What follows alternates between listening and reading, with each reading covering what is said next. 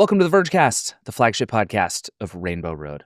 I'm your friend David Pierce, and I am bad at Mario Kart World. I just need to get that off my chest. I've been playing Mario Kart like most of my life in various iterations, and I've usually been pretty good at it. I wouldn't say I'm like a, speed running champion of Mario Kart, but I'm pretty good at it. I could beat most people. And now all I can do is come in like 13th over and over and over and over again, and it is devastating. But now I have discovered I'm in. I care so deeply about being good at this game that I think the only thing you will find me doing for potentially several weeks or months is playing Mario Kart World. If you want to play with me and beat me, because you will, let me know. I am here for it. I am ready. I am coming for you, Mario Kart World. Anyway, today on the show, we are going to talk actually all about the Nintendo Switch 2. That's all we're doing today. We're going to talk to Andrew Webster, who reviewed the device for us. We're going to talk to Ash Parrish, who has been using the device and has been testing a lot of the games, has a lot of thoughts about how this is going. We're also going to talk about some other handheld console news, but we'll get to that later. Then we have a hotline question about the Switch 2. I'm telling you, we're just doing Switch 2 stuff today. We've had the thing for a while. We have some thoughts about it. It's Switch 2 time here on the Vergecast. All of that is coming up in just a second, but first, I'm going to play more of this stupid game that I can't stop playing. I'm going to come in 13th, and then we're going to do this. This is the Vergecast. We'll be right back. All right, we're back. Andrew Webster is here. Hi, Andrew. Hello. I feel like I have dragged you here to talk about the Switch several times against your will now, and I'm very excited to have you back, so thank you for doing this. Of course. Always here to talk Nintendo. So let's talk about the review process as much as I want to talk about how you feel about this thing, but this has been an interesting gadget to review for you over the last week or so. What have you been up to? How has this thing been going for you? Yeah, it's been weird because, normally you get things ahead of time and then we can play around with it and then publish something that lets people know whether they want to buy it or not. But Nintendo did not do that.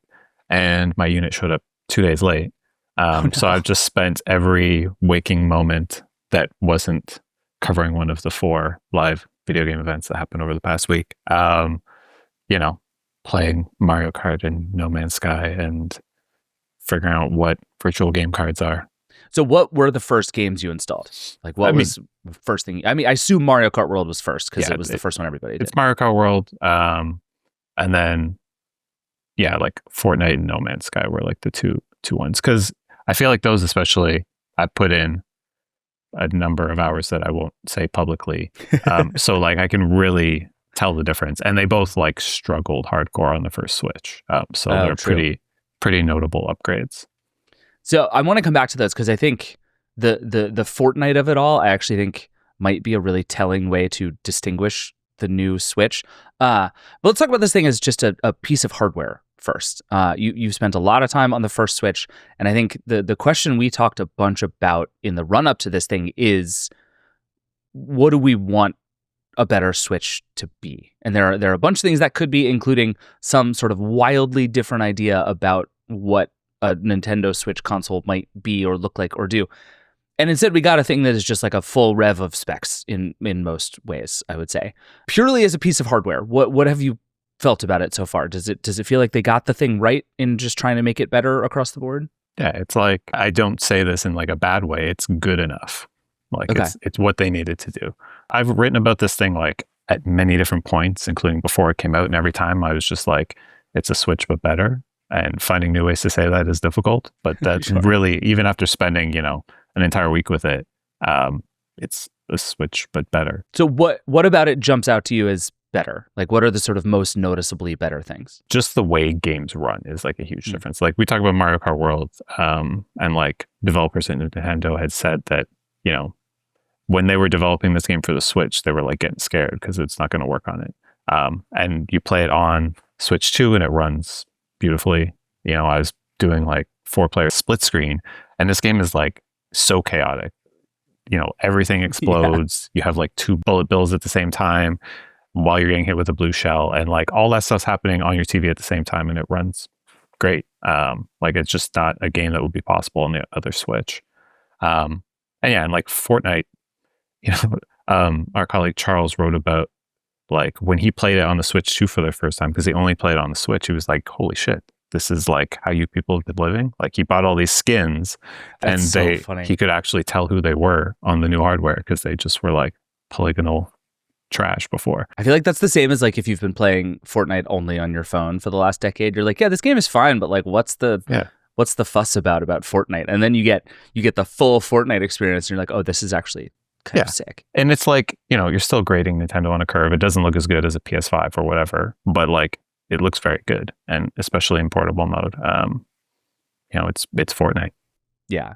So this is a dumb question, and you're better equipped to answer it than I am. And one of the things I've been trying to figure out about the Switch 2 is games look dramatically better, and I can't figure out whether that's because I have the old like OG pre-OLED Switch, and so I'm actually upgrading like a couple of generations of display, or if it is because there's just so much more processing power that actually the games themselves are able to be made to look better.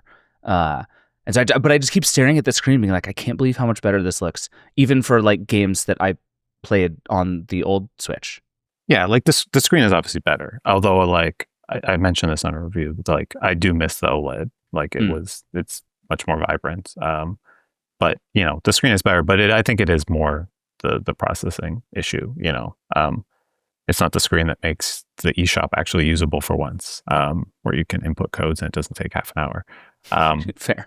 So yeah, it's like, Nintendo is not a company that likes to make beefy consoles, but this is like, I can play Cyberpunk and it looks good even in portable mode, and like doesn't like, that game was a disaster when it first came out on like previous gen consoles, and it runs great on the Switch. I mean, it's not the latest open world game, but it's a big thing and it's a big technical test, and it works great. Have you run into anything that feels like it's pressing up against the edges of what the Switch 2 can do? So the only like stuff that's looked bad for me is doing, so there's like a new feature called Game Share, where it's like, with one copy of the game, you basically like stream it to someone who's nearby. So like me and you are hanging out, we can play it. And well, me and my kids were playing this game called Survival Kids, which is exactly what it sounds like. It looked fine. But then my wife and I were playing Split Fiction, which is kind of like a AAA-ish quality game. And like she was on the old Switch, I was on the Switch 2, and like you could just see it looked terrible. So I think that stuff, but I think that's more of like a streaming issue than like a hardware issue. But yeah, nothing like you see like the odd like fuzzy. I'm the kind of person who drives around Mario Kart World and like takes pictures of all the signs. Sure. So I notice things that probably people don't notice, but like, some of that stuff looks a little fuzzy or low res, but nothing like huge that normal people would notice, I don't think. Okay. Yeah, it does feel like Nintendo in general is pretty well calibrated to like having enough power to do what it needs to do without having tons of headroom, which I think is potentially sort of problematic as you get to like the 8th year of a console cycle. But in these first runs, I can't remember a Nintendo experience where I have felt like something was sort of underpowered on the first day. And Nintendo just does a good job of that. Yeah. And the only other thing they have is like a bunch of quizzes. So, if that didn't run well, we're in trouble. Yeah, that's fair. What do you feel about the JoyCons, the controllers? I know everybody has had a lot of feelings about potential drift issues again because they're not Hall effect joysticks, but I am certainly no controller expert. What has been your Joy-Con experience so far? Again, they're just like a little bit better.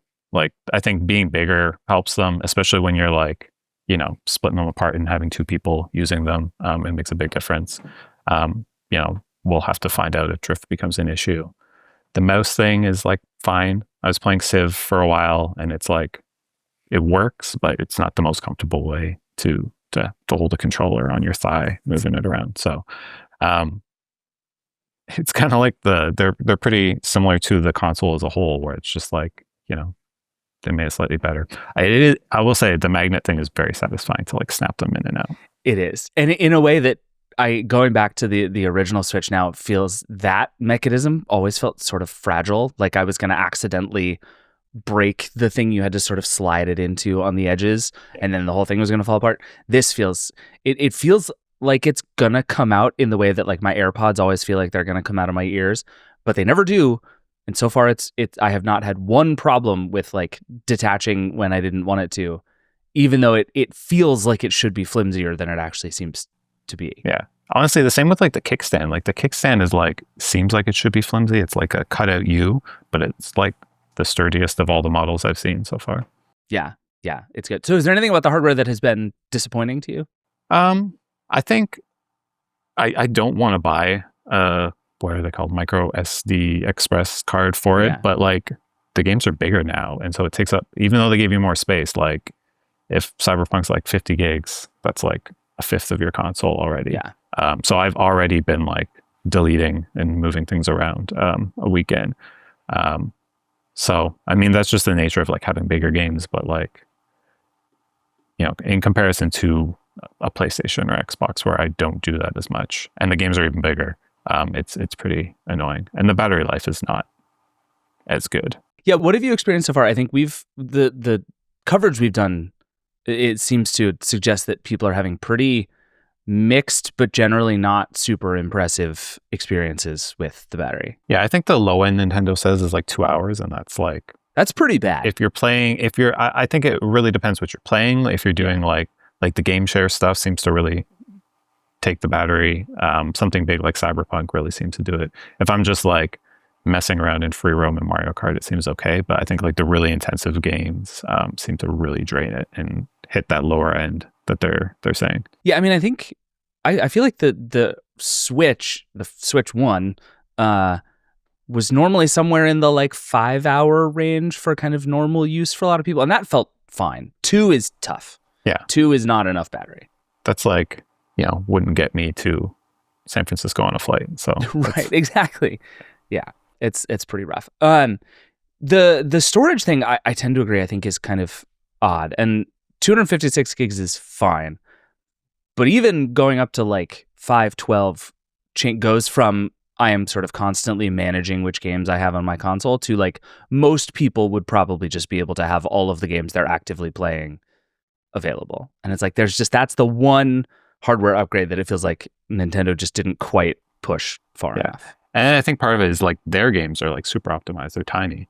Right. But like every third party, if you know, Cyberpunk, Street Fighter 6, even like Yakuza, which is like a PS4 game, is like 40 gigs, which is, you know, pretty good size for a device like this. Yeah. What's your normal setup? How do you play? Are you a docked guy with a controller? Are you all handheld? What's your move? I work around everyone else, man. Okay. If the TV is free, then I'm using the TV. Otherwise, but I did spend like, you know, we had a nice weekend up here, and I spent like, you know, a lot of time on the couch in the backyard just playing Cyberpunk. It was nice.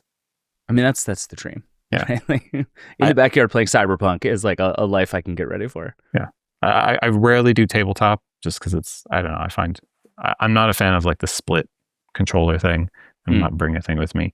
I tested a bunch for the mouse controls, but I'm not a PC gamer. So, you know, it's kind of lost on me. Yeah, that's fair. How have you felt about the overall like size and weight of the thing, and especially in handheld mode, actually holding the thing? So like, I thought it would bother me because like when you put it up next to a Switch, like it's a pretty big difference. But like it is. I have not really had any issues. I passed it to my 12-year-old because she's put in like a lot of hours in Pokemon just if she could see a difference. And you know, 2 hours later she came back I like had to grab it away from her because she wouldn't give it back. And she like, you know, tiny little hands didn't have any issues with this big thing. So I think, you know, mileage varies obviously, but for me it's been fine. And whether she just wants extra screen time or actually doesn't have a problem with it, you know, my daughter seemed all right. Yeah. So do you find yourself slightly disappointed with the idea that it is just a better Switch? Because you seem slightly disappointed by the idea that there's not some bigger swing in this console. I don't know. I think what we need to see is like Nintendo making those swings, I think, with the experiences. I think if they just continue doing like this form factor and this style of hardware, that's fine if they don't get complacent in the other areas. Okay. Like World is like a very interesting expansion of Mario Kart. You can't just, you know, they realized we can't just like add more levels like we did before. We're going to try this new thing. Donkey Kong weirdly seems like a very interesting platformer with like terrain where you can like deform the terrain and do all this kind of crazy stuff. But like, I feel like we need to see more of that stuff, like the equivalent of like a Labo kind of thing, because yeah, like the hardware is like a tough thing to make those swings on, and Nintendo is in like a very comfortable position that they obviously don't want to mess with. But you know, I think the issue comes with them being too comfortable on the software side, which we don't know enough about yet because there's like only a couple of Switch 2 exclusives. The other big stuff coming is like, you know, cross-platform stuff like Metroid and Pokemon. So part of the reason I ask is I've been torn about how to feel about this too, because I think I've been saying all along that like give me the thesis of the original Switch all the way back to 2017. I think that was the correct way to think about what gaming should be. Just like make the processor and the Wi-Fi faster and I will be happy. And like check, right? That stuff has worked.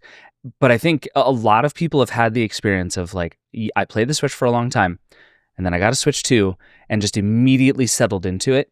And it's like, it doesn't, I don't know if this is your experience too. I just kind of stopped thinking about it as a new console almost immediately, which on the one hand, sort of a huge victory, right? Like the upgrade process is pretty smooth. The thing works pretty well. I haven't turned on my Switch 1 since 10 minutes after I started working with the Switch 2. The whole thing just like flips and still feels like a Switch, only better. And there's part of that that's like, great, nicely done, perfectly executed job by Nintendo. And then there's part of me that is like, I spent $500 on this thing and it feels more or less like the old thing. And so I don't know what I wanted Nintendo to do to make this feel sort of weird and wild and different. But the company's so good at doing that most of the time when it does it, that it's almost, you almost feel it when it's not sort of mind-blowingly new in some way. Yeah. And I don't know how Nintendo is even supposed to split those two things simultaneously, but I did feel that little bit of like, this is it, even though it's exactly what I wanted.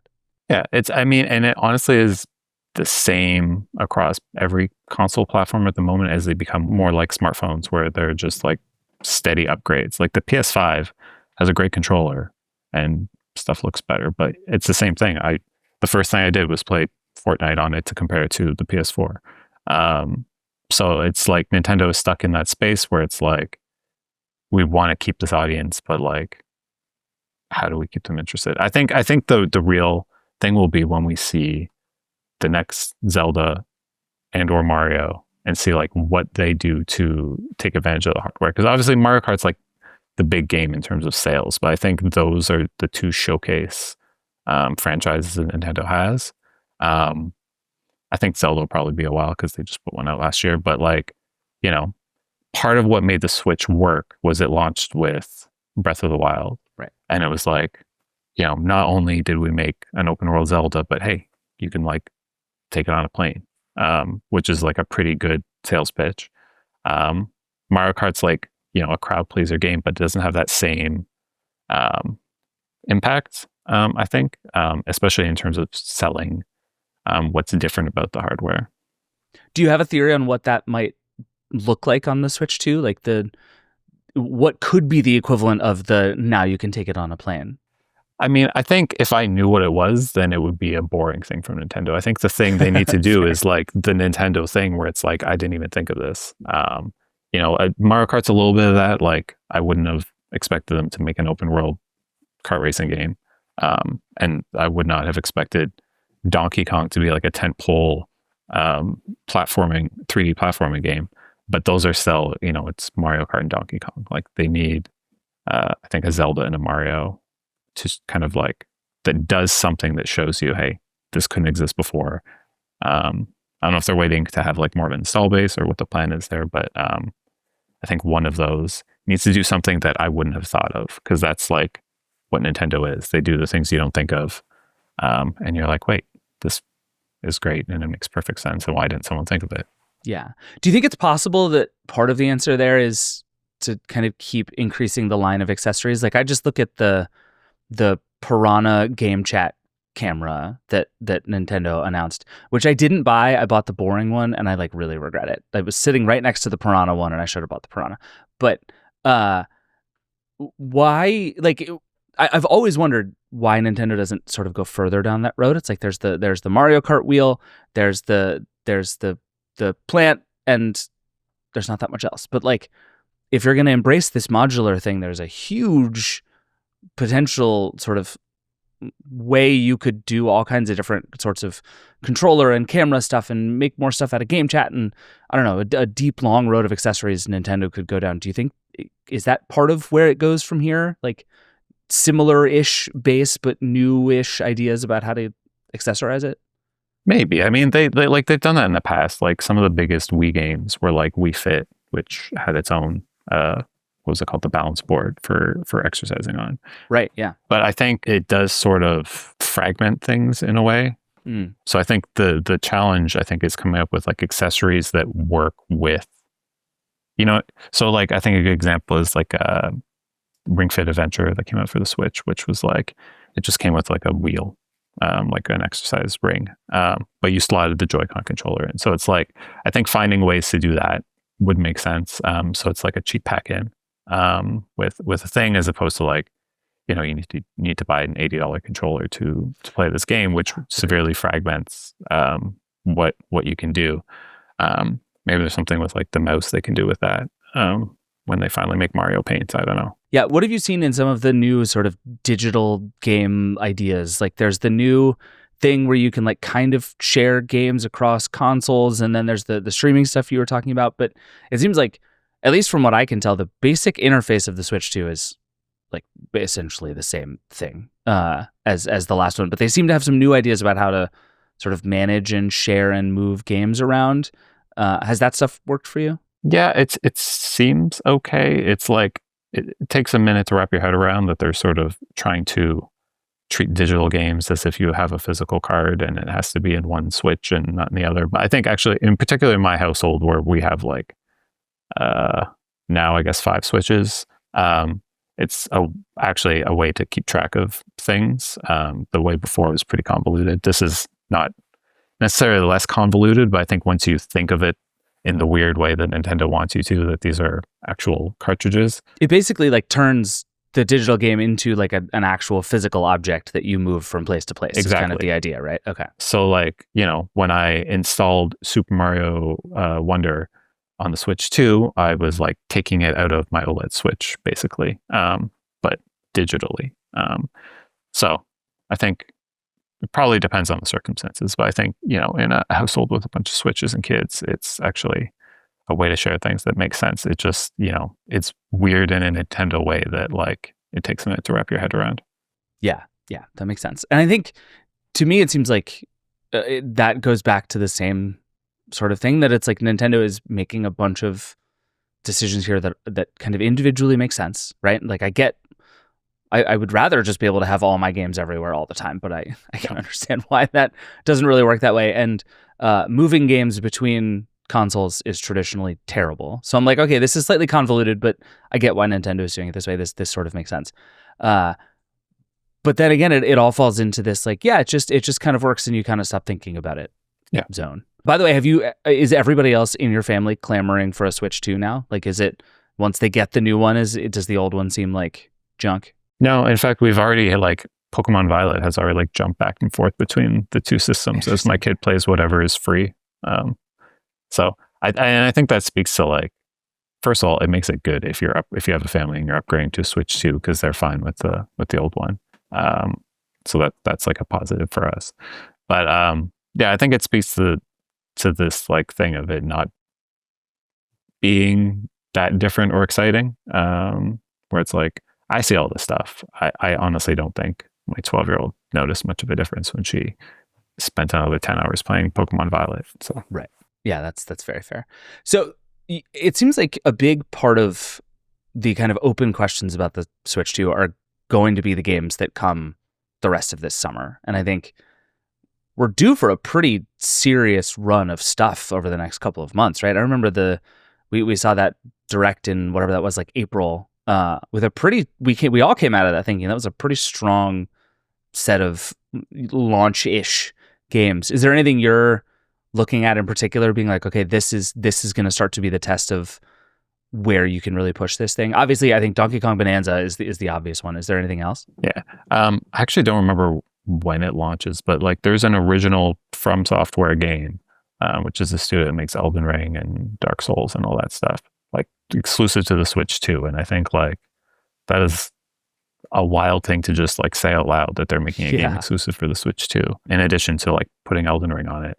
And I think actually both of those, like I think Elden Ring's a very good technical test, but I think a game that only exists on the Switch too from that studio, which is like the most hardcore of, you know, big game studios, will be like a really good sign if it's good. That, you know, because that's obviously third-party game support has always been like a place that Nintendo has struggled with. Right. And there's lots of cool stuff we're talking about at launch here, but they exist elsewhere. You know, Split Fiction, Cyberpunk, Street Fighter 6 are all games I can play on my PlayStation. And so I think showing something that is only on the Switch too from a studio like that is like a real statement of intent, as long as it, you know, is good. Yeah. Well, and to that point, actually, I think one of the things I've been trying to figure out with the Switch 2 kind of throughout this whole launch process is whether it is more directly in competition with the Xbox and PlayStation than it has been before. Because I think, and we've talked about this over the years, like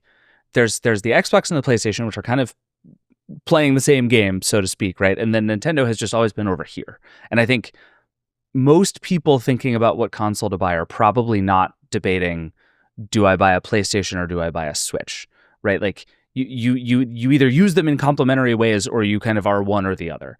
But it feels like, again, especially with a lot of the games you're talking about now coming to the Switch 2, which has this huge performance increase, it can do all this other stuff, it is getting, like Split Fiction is a good example. That's the kind of game that I don't think I would have expected on the Switch the first go round. But now it's here and we're going to get these other AAA games and this stuff is going to start to be big. Like, do you think the Switch 2 is more sort of next to the Xbox and PlayStation than Nintendo has been in the past? I mean, it is at the moment, but even the games we're talking about, again, they're like not new. You know, right. GTA 6 isn't coming to the Switch 2. I can say that pretty confidently. That's actually a big deal. I had not thought about that until you just said that, but that is a meaningful immediate difference. Yeah, I think this is like a thing that actually happens a lot with Nintendo consoles at launch, where they like get a bunch of third-party developers to make games for them, or like ports of games that exist already, and they look great. But like I think the what'll like shorten that gap is like shortening the time between when these games are actually on the Switch. You know, when did Cyberpunk come out? Like 3 years ago, and that's like a technical showcase for Nintendo's new console, right? Yeah, fair. Which, you know, it's great, but like, you know, they're making The Witcher 4 is probably not going to be a launch initially on the Switch 2. It'll be some sort of weird cloud game 3 years later. So I think it's like maybe closer than it's ever been, but there is still like a definite gap there. Okay. Yeah. So you're still buying this thing because you want to play Mario Kart, not because you're excited to play the best new high-end games from studios around the industry. Yeah, it's like a bonus that you get to do those other things. Yeah, that makes sense.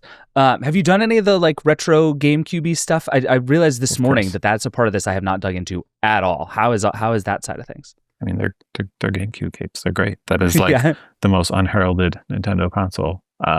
Yeah, it's like they have like a great selection. F-Zero is like the fastest racing game. And shocking amount of enthusiasm in our comments for F-Zero. Well, it's also like Nintendo has forgotten it existed, except for a weird offshoot that's like Battle Royale.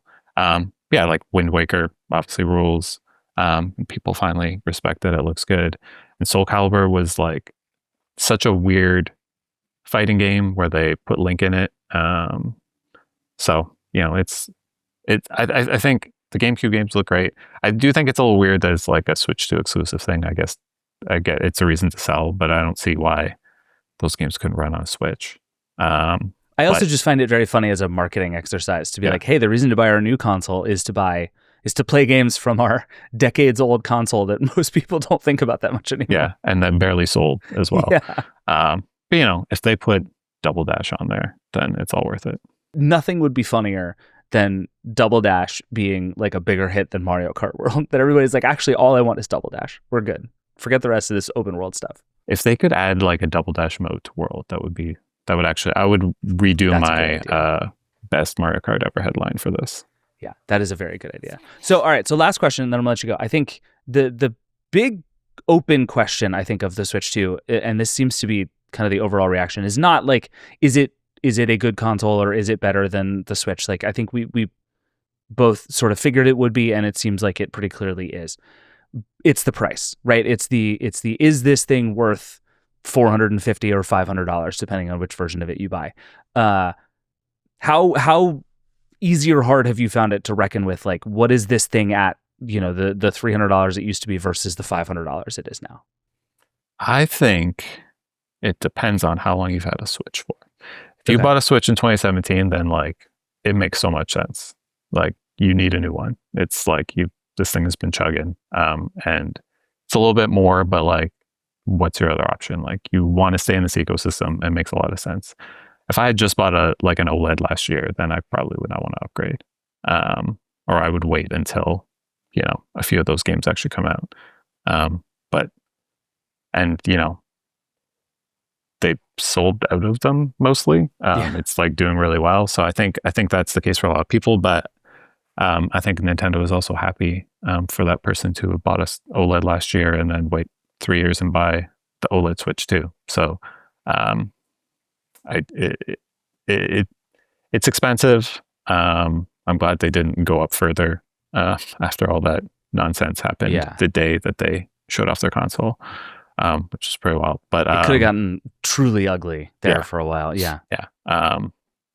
But the timing of it isn't great, but I do think, it doesn't seem to be an issue that is like really stunting its growth, at least initially. Yeah. Fair enough. Yeah. I think the like, would it be nice if it were cheaper? Of course. But I also think it seems increasingly like this is just what these things cost. Like, are we right to be mad that games are starting to cost $80? Yes, of course, absolutely. I don't think it's going to change the fact that games are $80. Yeah, it's also, like $110 Canadian, so it's much worse here. That's true. Fair enough. All right, Andrew, congrats on finally finishing this thing. I'm assuming this means you're never going to play the Switch 2 again. You're done. No more games for Andrew. This is the end of your Switch 2 journey. I am just going to disappear into no man's sky as soon as this thing is done with. Yeah, which is now you get to go do that for fun instead of for journalism because our jobs are very weird. Exactly. All right, we got to take a break too. Andrew, thank you. We'll be right back. All right, we're back. Ash Parrish is here. Hi, Ash. Hi. From your childhood home. Yes, this is where baby Ash grew up from when I was about 16 to when I was about 19. So maybe not that long. Love this for you. We've had this house for like 20 plus years now. So the most important question I have for you is, did you bring the Switch with you? I absolutely did. A funny story about that is I went to the midnight release of the Switch. I went to a physical GameStop to pick it up. And immediately after I got my Switch, I got on the road and drove to Indiana. That's a 5-hour ride if you're, driving kind of fast. So I could leave my dog with his grandmother while I went to Summer Games Fest, but I had the Switch with me. That was a long day. That was a very long day. That is a long day. So you've actually had, I would say, like the sort of ideal potential Switch experience already, which is you've gotten to play it in a bunch of places. Mm-hmm. The whole idea of this thing, right, is it's supposed to be equally at home, like on a big screen in your living room or like in a hotel room or wherever. How I have not traveled with this thing at all yet. It has sat in its dock right there next to me every single second I have owned it. So how does this thing travel? So it travels well with one big caveat. First of all, I feel like I'd need a traveling case for this, which is not something that I felt like I needed with my regular Switch. I'll throw that in the bag and keep it going, and I've never had any issues.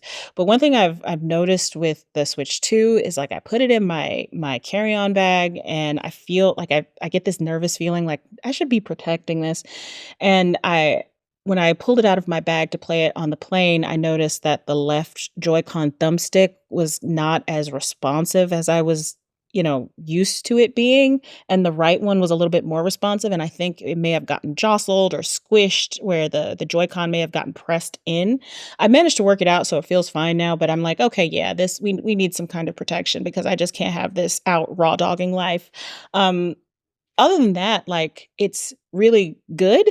I had took a picture, and I'll put this in my blog that I write about how the Switch travels, of it sitting with the little kickstand on those tray tables on a plane, and just like sitting with it, holding it like that. Like I thought that felt really good, and I've never used. You're not able to really do that with the original Switch because the kickstand is so thin and flimsy. It's awful. That's the word you're looking for. It's awful. Yeah. This is the whole thing on the Switch. It goes for the kickstand, it goes all the way across the body of the Switch, and it's very tight when you like adjust it, and that feels really good. So I'm sitting on this plane, the kickstand is up, like the Joy-Cons are still attached to the unit, and I'm holding it in my lap or like on this desktop thing, and it actually felt really comfortable, and I really like that. I'll have a picture for that for you.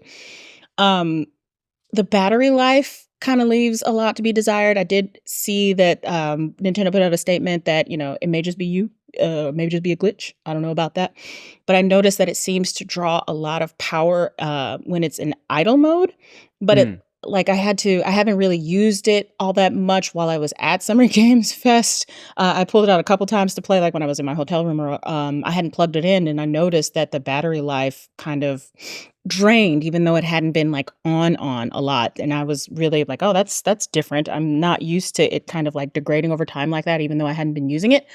And the big thing, the glaring issue for me is that it does not pair with my Bluetooth headphones. I have a pair of JVC, just like cheapo headphones that kind of like hang around my neck. They're like wireless earbuds, but they don't pair.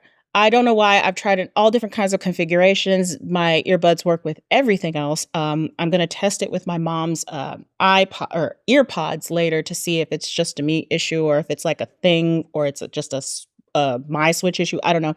But I was really looking forward to being able to like listen to the music because I was playing 100 Line Last Defense Academy on the plane, and I was really looking forward to like being able to, use my earphones with it, and I couldn't, and I was really upset about this. So hopefully it's just like a me issue and not a Switch issue.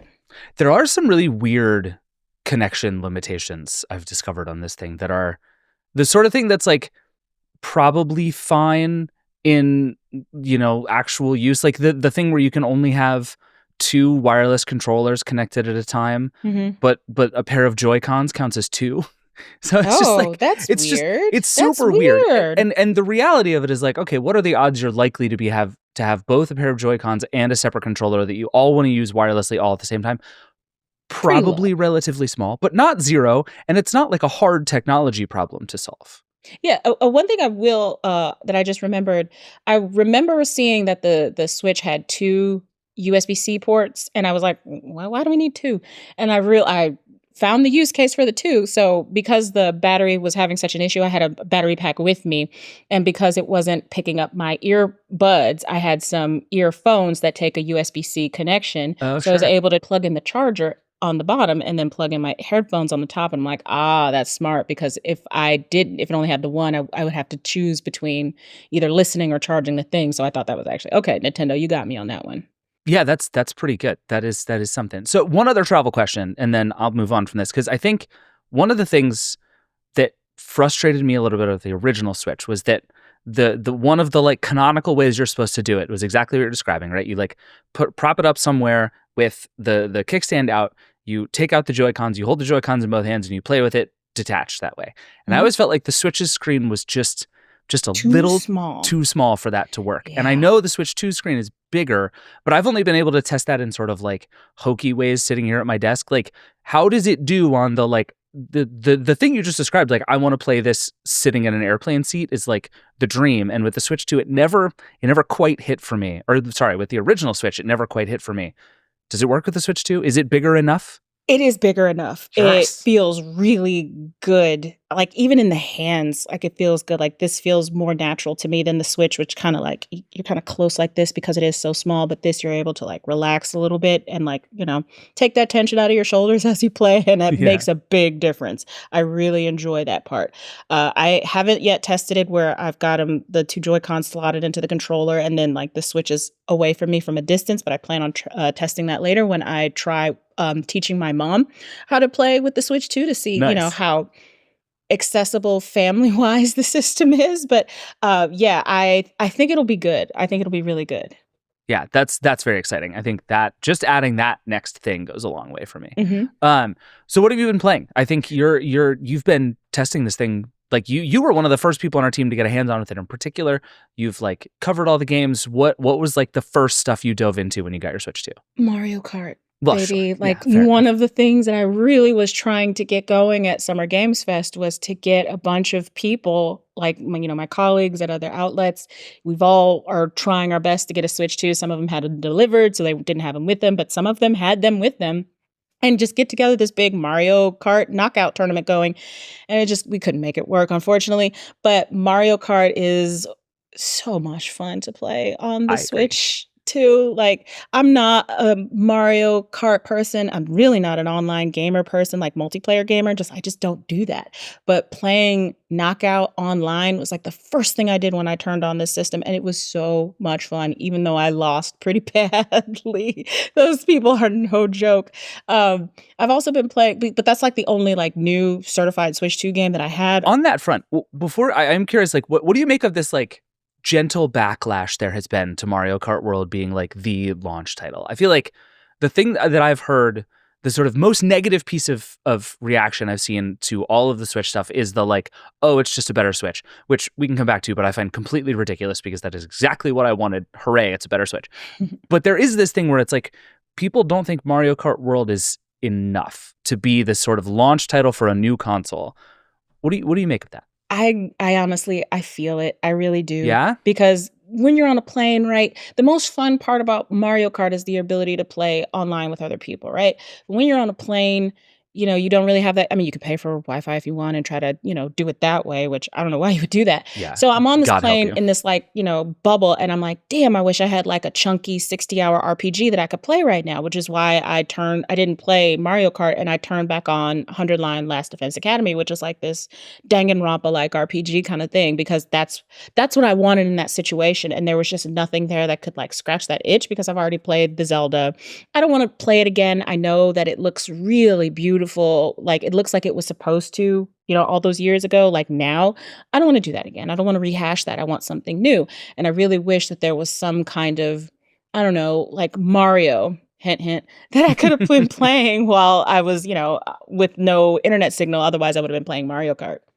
So that's a really interesting point. I hadn't even really thought about that. That like, for all that there is to do in Mario Kart World, it doesn't feel like that big a game. Like it's very fun, and I will play a ton of it, but it doesn't feel sort of epic in scope the way a lot of these like launch, like Breath of the Wild was a perfect example. It was like nobody could believe how epic in scope that game was at the time.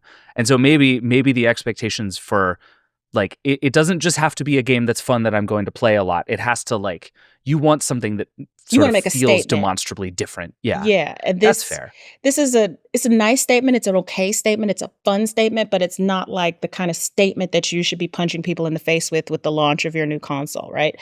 I made them. When I pre-ordered my Switch, I also put a pre-order for Donkey Kong Bonanza because for some reason I thought that would be a launch title. Because if it was, like, we would be having a totally different conversation because I would be talking all about Donkey Kong because that was my game of the show damn near when I was doing the Switch 2 experience back in April. Like that was the game I wanted, and I was really disappointed to find out that wasn't a launch title. Like that would have been the seller. Like that would have been the thing. That would have been the thing that would have satisfied me on my plane ride.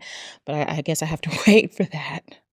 I know. I was a little surprised because they even set that one up like it was going to be the one. That's Like why you was and I like, talked after that Nintendo Direct, and it was like, okay, this is the game for this console.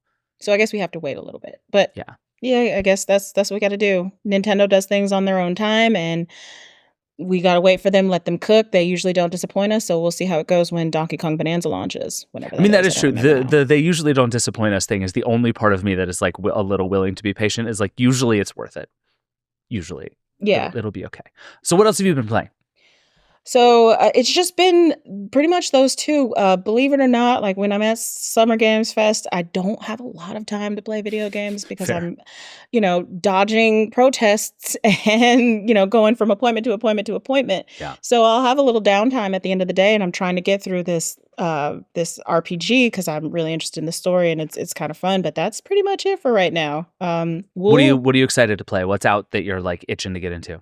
What is the thing is, what is out? Like, I do want to play the Welcome Tour because I saw something in that game. I know people right now are Did you ever starting think to. you would say the sentence out loud? I want to play No, the Welcome Tour. no, I didn't. But there was something that I saw that like sparked an interest in me when at the Switch 2 experience that is like, I want to learn more about this device in my hands. And I think that was a good way to impart that information. Like there's this thing where it teaches you about like HDR and like frame rates. Like, yes, I know what a frame rates is and I know what happens when frame rates are low, but I never really understood the technical details behind like frame rates and why things appear differently. And Welcome Tour got into that. And I was like, oh, that's interesting. I could learn some things that I didn't already know about this. And I don't have that game yet. And that's on my list of things to do. Maybe I'll go download it after I'm done talking with you so I can talk more about it. But I was really interested in that. I like those little mini games, like those little WarioWare-esque mini games. I think they could be really fun and a really nice way to introduce the Switch to my mom. So yeah, I think that is what I'm going to do when I get off the call with you. That's the game we'll play together instead of Animal Crossing. I did transfer my Animal Crossing island over from my Switch 1 to my Switch 2 to see how easy that was, and that was a relatively seamless experience. So people who are really precious about their Animal Crossing islands, don't worry, you can save all your stuff. It's not a big hassle. I will say that was one of the things I was most pleasantly surprised by was how easy it was to go from Switch 1 to Switch 2. Mm-hmm. Mine was slightly messy because I have, as it turns out, 2 Nintendo accounts with the same email address, which just breaks everything. I don't even know how that happened, but it was just a mess. But once I sorted that out, it's like a 10-minute process. All my stuff got moved over, and it was like I haven't had to touch my original Switch since, which has been awesome. Yeah. Very surprised by that. What's your sense of sort of where on the spectrum this goes between like slightly better Switch, I barely even notice a difference, all the way to like complete brand new Nintendo console generation? I'm kind of in the middle because of the situation we talked about before, which is the games. Like, if I had more games that are not just ports from the Switch 1 to the Switch 2, like more original games to play, I think we would be having a different conversation, but there aren't that many Switch 2 exclusives out right now. There's Deltarune, but I gotta be honest, like I was an Undertale girly. I was not a Deltarune person. I know that people are freaking out and having a really great time with the new chapters that were released with the Switch 2, but even then, that doesn't feel like a Switch, an exclusively switched to experience. That's, it's going to be on both consoles. So I'm waiting for the games, man. Like when the games, I think will tell me what or how much more powerful this system is. And until then, we're just dealing with the cool camera and the voice chat and, trying to see how many different kinds of camera inputs the Switch can take, which I've seen my colleagues in Slack, like, connecting their weird cameras to it and whatever. And that's fun. Almost bought one myself and I didn't, but we'll see. It looks like, and from what I've heard from other people, the camera really enhances things, especially Mario Kart, because you can see your friends' faces. And it is pretty fun. The thing where it's like their little head bobbing above the car is pretty great. Gives it a little, I don't know, an extra je ne sais quoi that enhances that fun, but I don't have that stuff yet. We'll wait. So what do you think will make a Switch 2 game a Switch 2 game? This is because again, if it's just a slightly better Switch, there is a world in which the thing that we get is slightly better games, right? Everything runs a little faster. I mean, this has been my experience so far. It's like the single biggest upgrade is just that everything is faster. Yes. Which is not a $500 upgrade all on its own, but it has been like a real meaningful like quality of life improvement in my experience with this console. Every menu is faster. Everything loads faster. Like it's just a vastly faster thing. Is it possible that that's the extent of it, or is your sense that like from what we've seen from games that have and have not launched yet, that there is going to be something you can do in these games that feels sort of meaningfully different even from the Switch 1? The only answer that I can think of is Nintendo finding a way to hit us in the face with their new Joy-Con technology. So like the little mouse thing, like they had Drag and Drive, which was the 3v3 wheelchair basketball thing, but that for me left a lot to be desired. There was Metroid Prime 4, which probably will be the game that like makes everybody go, damn, this is a Switch 2. I didn't really like it all that much. Maybe I need to have more time with it in order to, really get in the groove of things, because I did not play the first 3 Metroid Primes, and I'm more of like a side-scrolling Metroid girly versus like the first person Metroid girly. Like I tried to play those Metroid Prime games and when they re-released them on the Switch and they kind of just didn't hold me. So I'm hoping that, with more time with Metroid Prime 4, I can see the vision there, but I'm really waiting. Like Nintendo's always done these really cool gimmicky things that, yeah, they look silly and whatever, but they also really work. They were really fun. Like we had that with the Joy-Cons with like Nintendo Switch Sports and the Ring Fit Adventure, those kinds of things. Right. That's what makes this console feel different from your Xboxes and your PlayStations. I'm waiting on that, but I really cannot conceive of how they make those mouse controls fun because the little bit I saw of it was not fun for me and kind of painful. Yeah.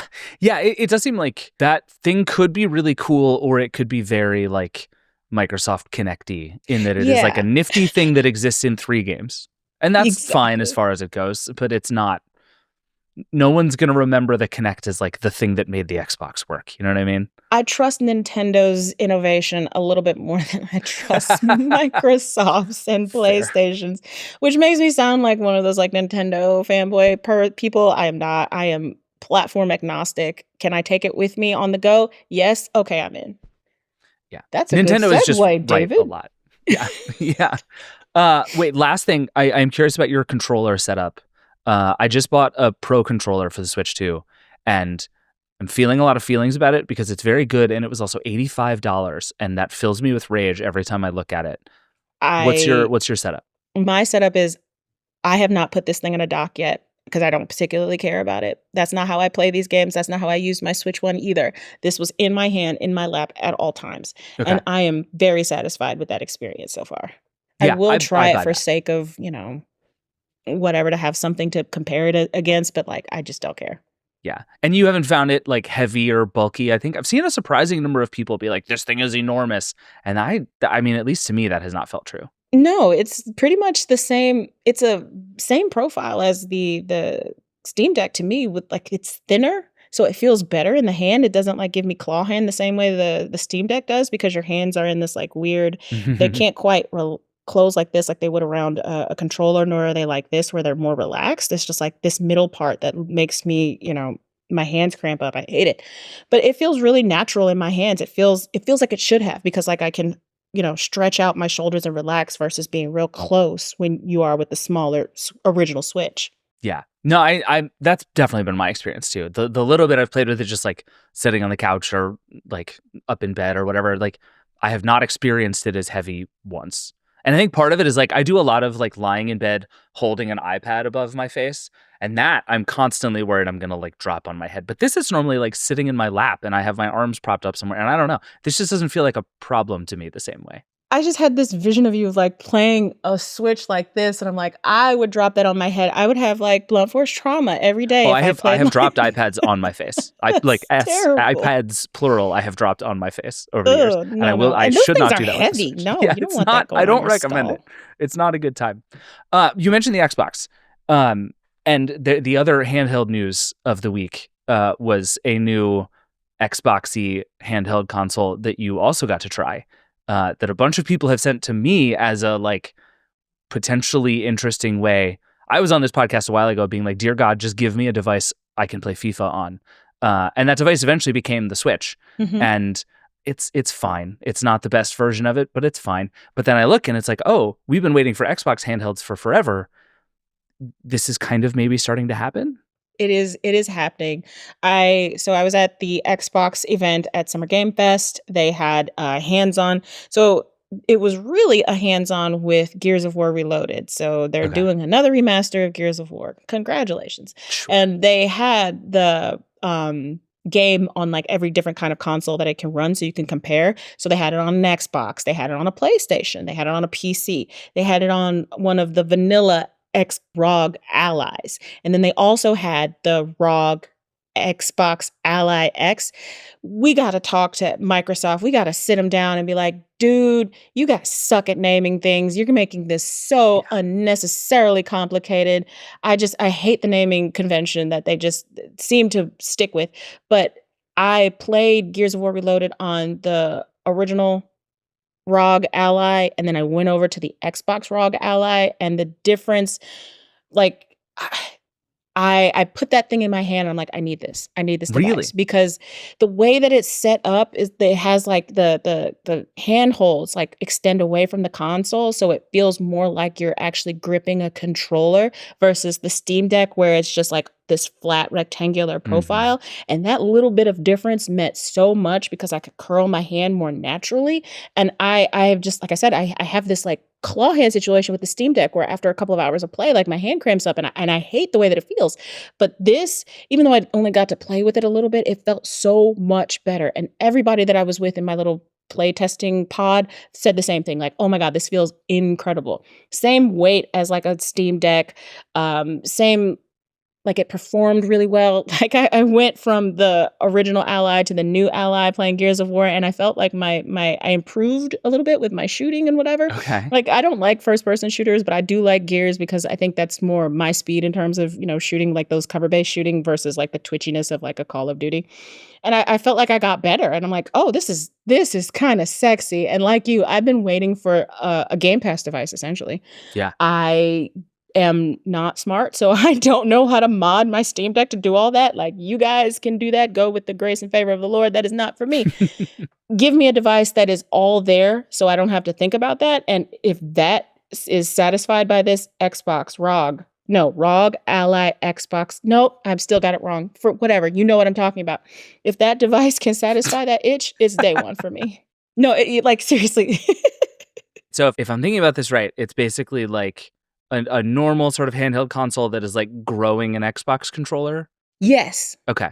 Kind of. It doesn't like super protrude out, but it protrudes out just enough that your hand can kind of close on it like a fist versus holding it like this. And that little difference is a lot. Yeah, I like that. So, and I would assume from what I understand of most of these consoles, the biggest thing people want from an Xbox version of this, as opposed to just a normal handheld console, is better software, right? Like the thing everybody on our team keeps telling me is the problem with all of these handheld consoles is Windows. Yes. That, like, you can build all the great hardware you want and Windows will just ruin it for you. And I'm assuming you didn't get to spend tons of time on this new one poking around and messing with stuff. Did you get to see any of how it works? No, unfortunately. Tom Warren did. There were a lot of like physical logistical issues that prevented me from getting to my hands-on thing because the way that the plane landed and how everything is situated in LA where I was staying, I hadn't eaten that day. And I was like, I could either eat or I could not eat and go see this handheld. And I chose to eat. And that was a good choice. But reasonable decision. The little bit that I did see, like it was specifically a Gears presentation. So they weren't going to let us like back out of the game and like fiddle with the UI or whatever. So we could like see and confirm with our own two eyes proof of life of Silksong. So unfortunately, I couldn't do that. But a lot of my other colleagues have their hands-on impressions of it. So you can get it there, if not necessarily from me specifically for having the device in my hand. But in terms of like at least how it runs and how it plays games, it feels great. Yeah. And that's really all you need is a good home screen and then just play the games. And it is wild how hard that is with Windows. Take an Xbox, like they had that big plastic cube thing that they molded in that reveal video. Just like take a Xbox Series S or X or whatever and put a screen on it and just give that to me. Give me the Xbox interface. Don't mess around and try to make it fancy with Windows. I know they have to do that because this is also going to be a device that plays third-party stores as well. So there's going to be some shenanigans with the software that I'm going to have to be able to navigate. But if you just where is the Xbox in a handheld form? We have a PlayStation in a handheld form. We have a Switch in a handheld form. We have a PC in a handheld form. Why is it so difficult for Xbox to make an Xbox in a handheld form? Like I really don't understand the disconnect there. Do you think that's starting to change in a meaningful way? Like it's clearly not an accident that they put this thing out there in front of people. Is 2025 the year of the handheld Xbox finally, do you think? We'll see. It really depends on how well everything runs on that Xbox Ally. Like we really have to see more of that interface, that UI. There's this whole thing about whether or not a game is Xbox Play Anywhere or if it's something that you have to stream through the cloud, because this is not you can't just boot up an Xbox Ally, I believe, and just play whatever Xbox games you have. You're probably streaming them. They don't play them natively, unless they have like a specific designation. That's a big problem, I think. What consumers want, especially consumers like me who are kind of like on the low tech side where we don't, do modding or anything like that. We just want the same experience we have at home in our hands. And the other two can do that. Why can't Xbox? Right. I do think you just made an incredibly compelling argument for the Switch 2. All of that is like there are the end of this road for the handheld Xbox, I think, is probably pretty great. And Game Pass makes a lot of sense. Like you can see where it might go. But right now it's like, oh, would you like to look at a long checklist to see if you can play your games, or would you like to buy a Switch 2? Like, correct. That seems easy to me right now. Yeah. It feels like there's some real catching up to do there for almost everybody else trying to play this game. For some reason, Xbox likes to make things needlessly complicated. It don't got to be that hard, buddy. Just put the console in my hand. Make that happen. And you will literally print money. Put it in my hand, print money. All right. Well, Ash, you are home. You have a mom to go teach about the Switch. Keep us posted on how this goes. Do the welcome tour and let me know if it's worth the $10. I have not spent the $10 on principle, but like if it's worth it, I'll do it. So keep me posted, okay? I will definitely do that. All right. Thank you for being here. We got to take a break. We're going to come back with more Switch stuff. We'll be right back.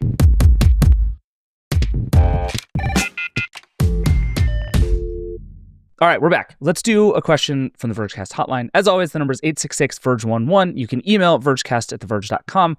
We got a whole bunch of stuff coming up this summer to do, so send us all of your questions. For now, we're talking Switch today. We have a question about the Switch.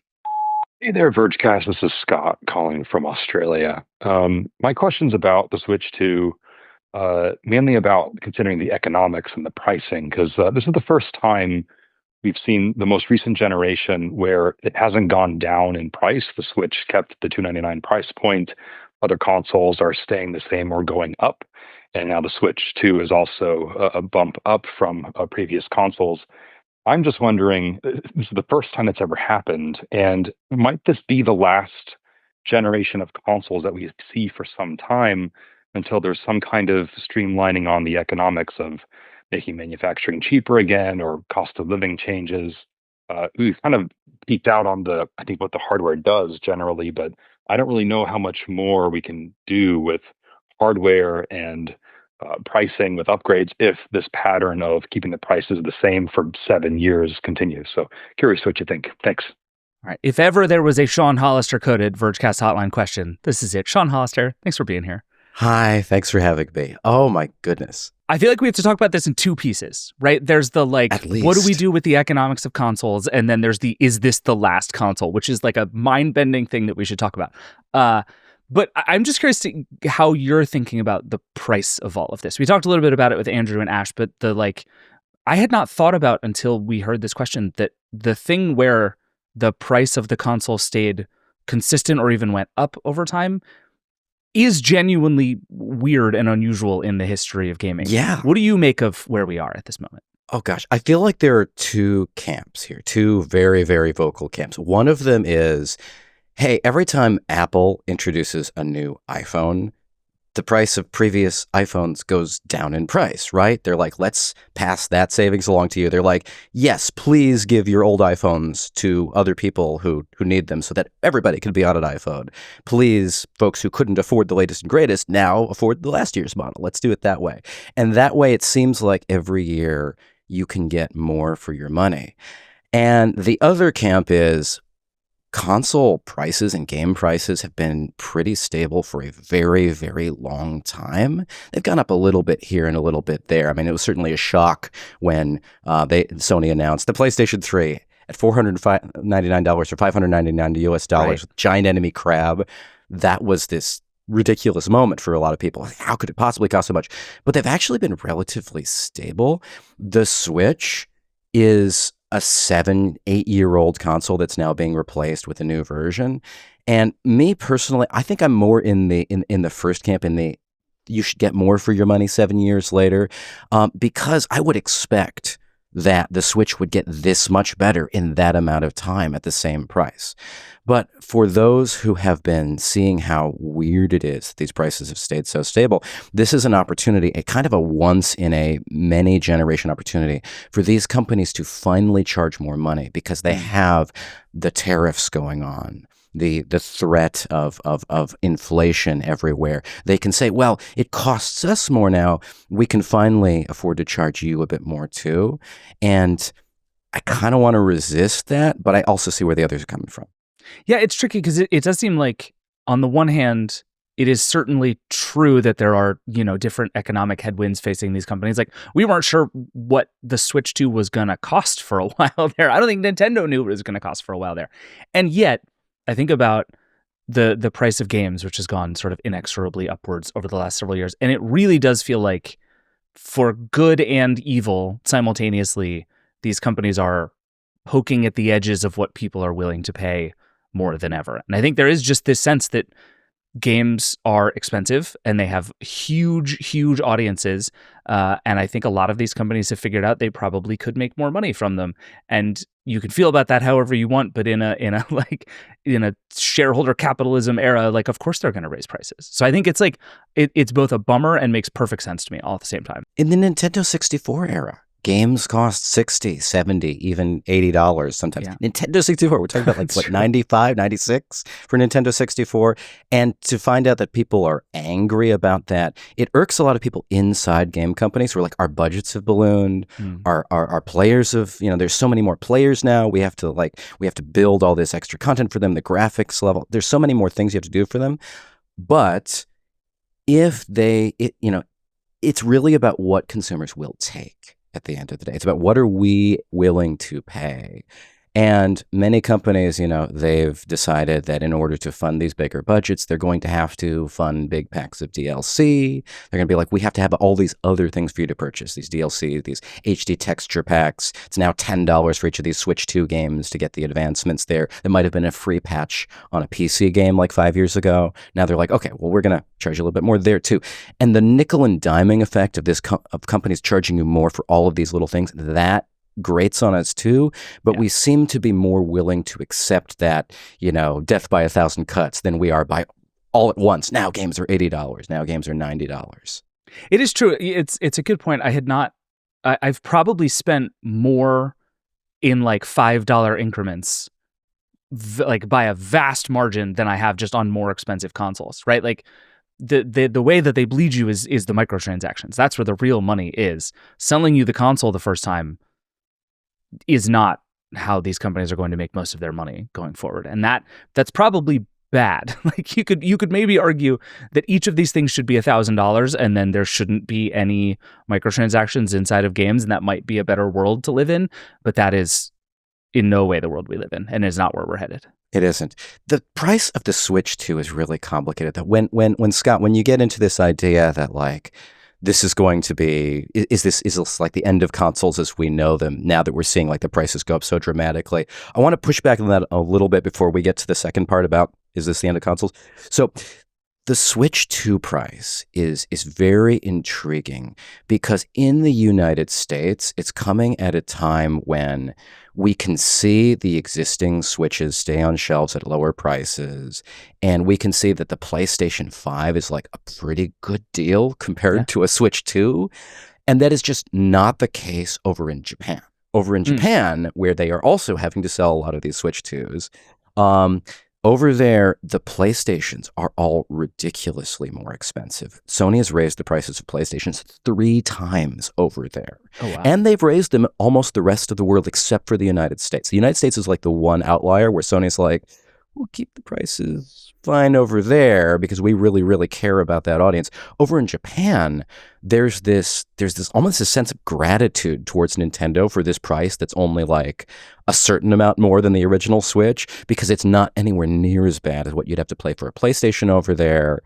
And because of the way the exchange rate is working right now, if Nintendo brought out the Switch 2 in Japan at the at kind of like the price that we would be seeing over here for inflation, people would descend on Japan and buy all those and bring them to other places and do all kinds of weird arbitrage, because you can just get so much more in Japan for your dollar right now because of the exchange rate. That's really interesting. So what do you make of this? Is this the last console thing? Because I think there is a version of the story here that says these things are going to get more expensive, but you're going to buy them much less often, right? Like, already the console generations are pretty far apart. And if we're going to get to the point where most of the money is in games and most of the money is in live service stuff, maybe we hit the point where either the console becomes something you replace the way you replace like a car, or it becomes sort of irrelevant altogether, and this just stops being like a piece of really expensive hardware that you buy. But I think our caller here is basing this on the theory that maybe we're maxing out the technology available for video games. I'm just going to go out on a limb and guess that you do not think that is true. I definitely don't. But it really depends on the company. Microsoft seems to have already decided that that was the last full Xbox, where the Xbox Series X and S, I mean, they've already decided that that is the last time they put out a box and the box is the only thing. They've decided very, very clearly that Xbox, that your streaming is a big chunk of that you're going to pay for a subscription service to stream your games, that you're going to be able to play them on Windows systems that look and feel like Xbox, that they're going to merge these things into what's going to be one seamless whole. Does that mean they stop selling a box? I don't think so. Right. But they've already decided that it's going to be just one part of their strategy.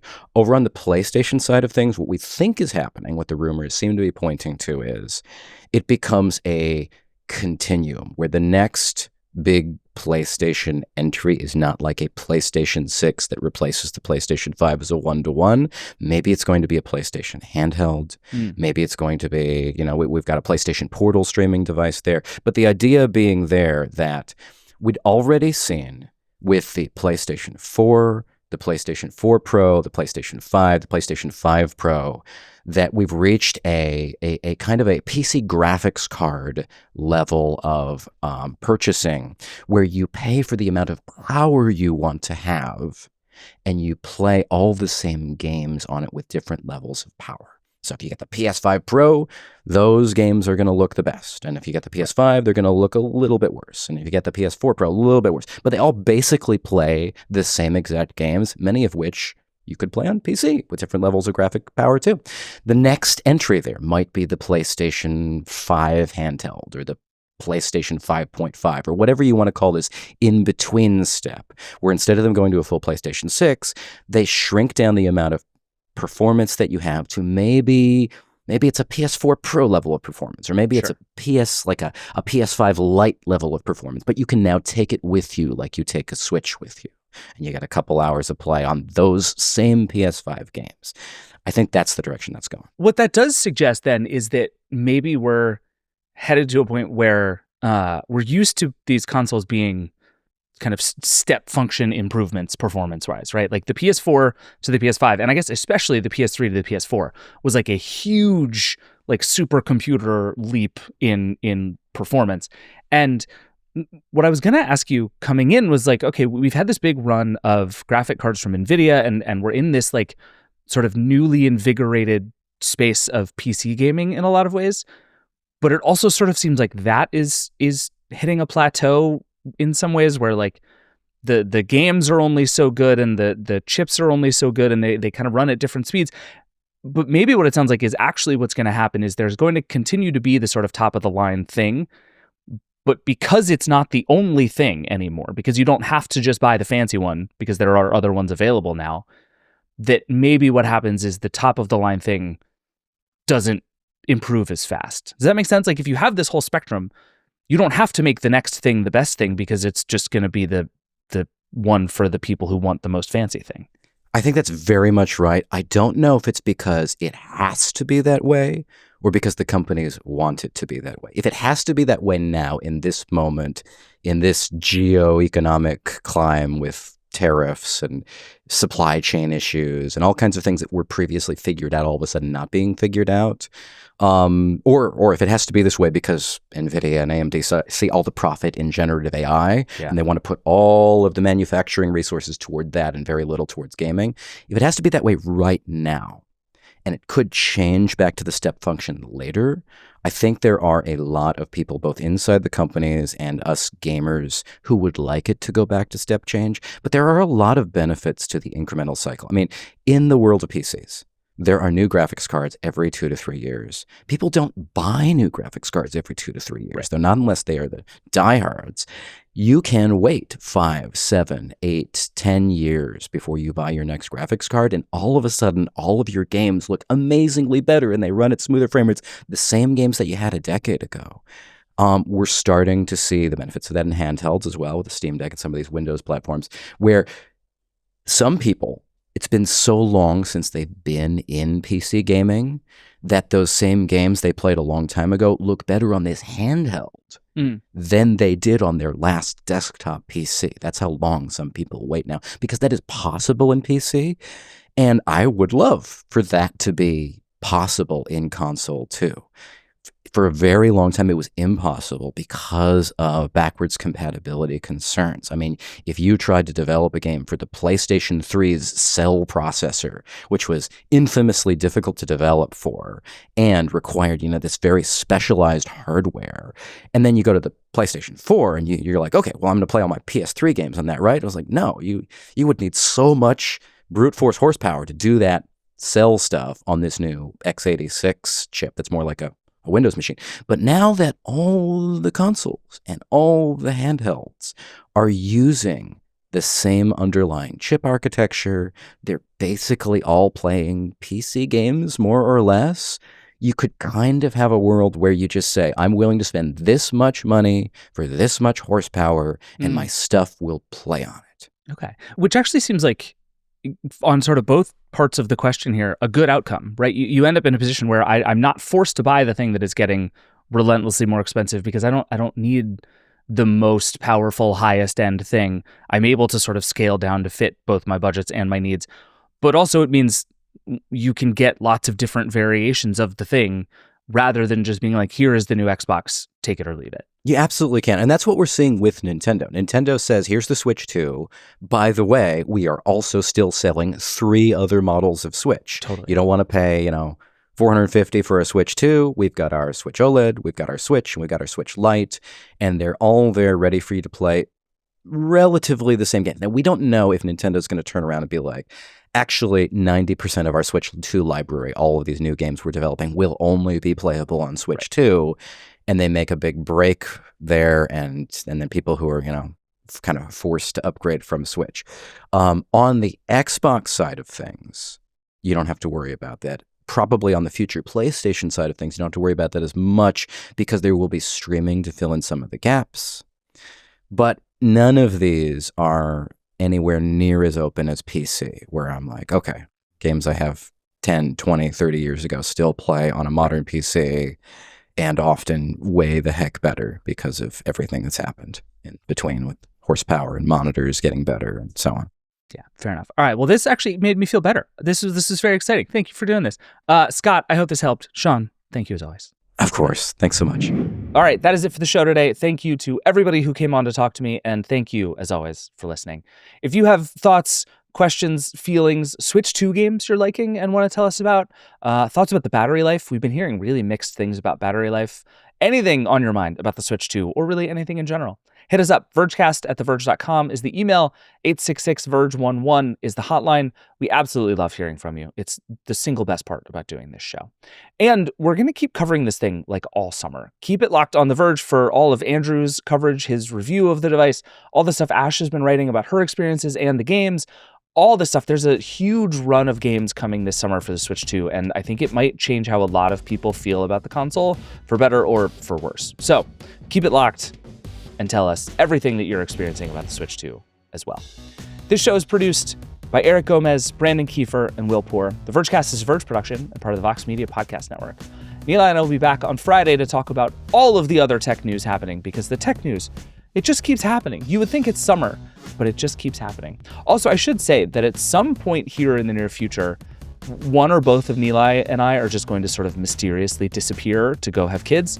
These things happen without a lot of notice sometimes. So we'll try and make the transition as seamless as possible. But if we suddenly disappear, don't worry, we will be back. Until then, we'll see you next time. Rock and roll.